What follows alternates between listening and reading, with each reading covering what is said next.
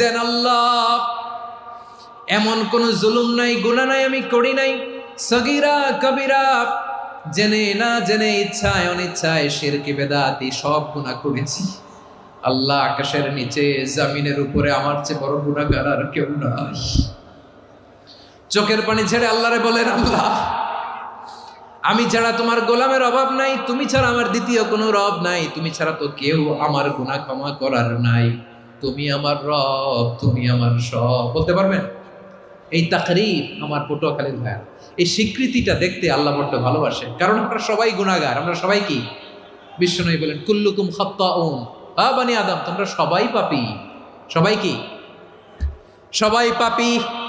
আমরা সবাই পাপী। আপন পাপের বাটখারা দিয়ে অন্যের পাপ মাপি।